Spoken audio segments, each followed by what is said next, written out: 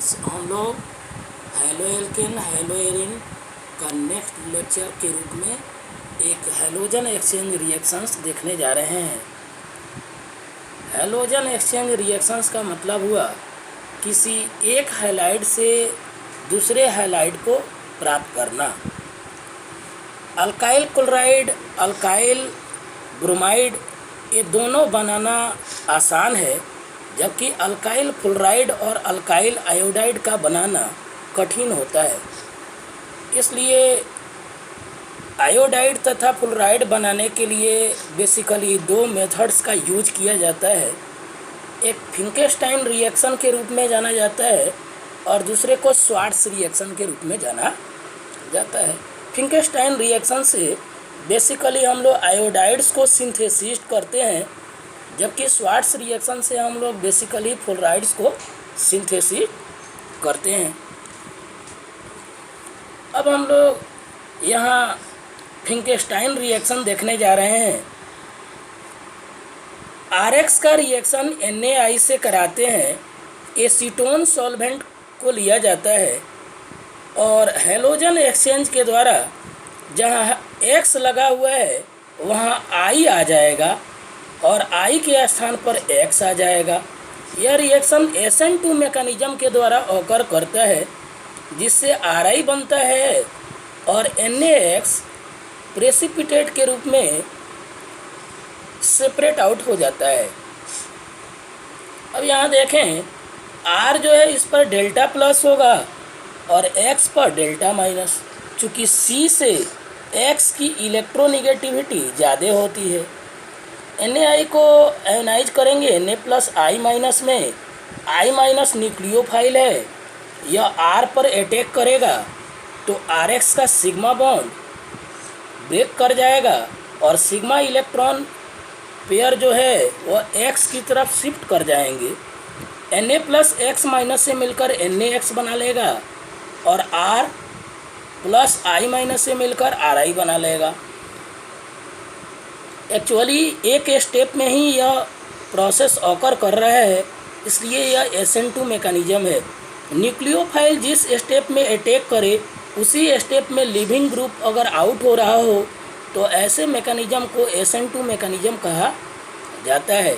अब ध्यान देने की बात इसमें क्या है, X के स्थान पर यहाँ आइदर Cl होगा या Br होगा।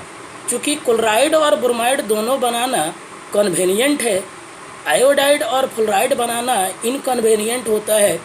इस रिएक्शन के अंदर हम लोग आयोडाइड बना रहे हैं, तो एक और कॉन्सेप्ट की बात यहाँ पर चर्चा करनी होगी। I- बेटर लिविंग ग्रुप होता है देन दैट ऑफ Cl- और Br-। तो एक बेटर लिविंग ग्रुप अटैक करके लेस लिविंग ग्रुप को कैसे रिलीज कर पा रहा है। ये रिएक्शन अगर X- अगर I- को रिलीज करता तो ये आसानी से समझ में आ जाता, बट यहाँ I- ही X- को आउट क्यों कर रहा है, इसी के लिए यहाँ सॉल्वेंट का रोल समझना होगा।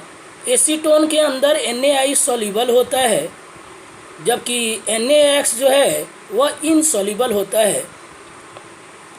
अब NaI NaX की सॉल्युबिलिटी कैसे समझ में आएगी, तो हम लोग थोड़ा सा फ्यूजन्स कॉन्सेप्ट की चर्चा करते हैं। फ्यूजन्स कॉन्सेप्ट में क्या है कि एनायन का साइज जितना ही बड़ा होगा पोलराइजेशन उतना ही ज़्यादा होगा और उससे कोवैलेंट कैरेक्टर बढ़ जाएगा।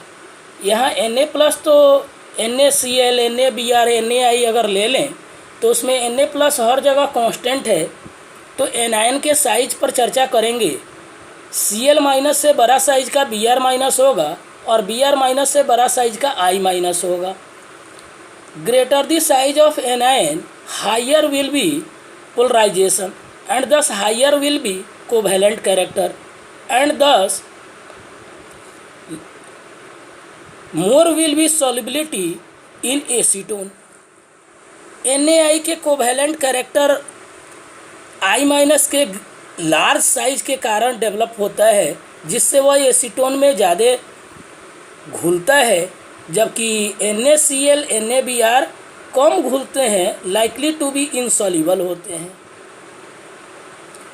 अब यह रिएक्शन ली चाटेलियर्स प्रिंसिपल के एप्लीकेशन के आधार पर अगर प्रोडक्ट के साइड में कंसेंट्रेशन साइड प्रोडक्ट का जितना ही कम होगा, रिएक्शन उतना ही फॉरवर्ड डायरेक्शन में शिफ्ट करेगा। अतः इस रिएक्शन में Ri के ग्रेटर यील्ड के लिए NaX को प्रेसिपिटेटेड होना जरूरी है और NaX यहाँ प्रेसिपिटेटेड आउट हो रहा है, thus यह Ri के फॉर्मेशन को फेवर्ड करेगा। तो फिंगरस्टाइन रिएक्शन में बस यही है कि हमको Ri बनाना है और Ri बनाने के लिए Rx का रिएक्शन हम लोग NaI से कराएंगे। एसीटोन सॉल्वेंट के प्रेजेंस में हैलोजन का एक्सचेंज होगा, जिस जगह पर X था वहाँ I आ जाएगा और I के स्थान पर X आ जाएगा और यह SN2 मैकेनिज्म के द्वारा ऑकर हो रहा है। इस प्रक्रिया में Ri बन रहा है अल्काइल आयोडाइड। अब हम लोग एक और हैलोजन एक्सचेंज रिएक्शन NCERT के सिलेबस में पढ़ना है, Swarts reaction. Swarts reaction basically fluoride बनाने का मेथड होता है। इसमें फिर उसी तरह Rx का रिएक्शन हम लोग inorganic fluoride, silver fluoride, mercurous fluoride, antimony fluoride वगैरह से करा सकते। यहाँ पर रिएक्शन में कन्वेनियंट वे में AgF लिया गया है। Rx का रिएक्शन AgF से कराएंगे, फिर उसी तरह Ag प्लस F- में ब्रेक करेगा, F- न्यूक्लियोफाइल R पर अटैक करेगा और Rx का सिग्मा बॉन्ड ब्रेक कर जाएगा और सिग्मा इलेक्ट्रॉन पेयर X की तरफ शिफ्ट करेंगे, जिससे Rf बनेगा और AgX प्रेसिपिटेटेड आउट होगा। यह रिएक्शन DMSO सॉल्वेंट के प्रेजेंस में हो रहा है। DMSO एक इसका फुल फॉर्म डाइमिथाइल सल्फोक्साइड है। यह पोलर एप्रोटिक सॉल्वेंट है, दैट मीन्स यह प्रोटॉन रिलीज नहीं करता और X के स्थान पर पिछले रिएक्शन जैसा ही यहाँ Cl या Br में से कोई ले सकते हैं हम लोग।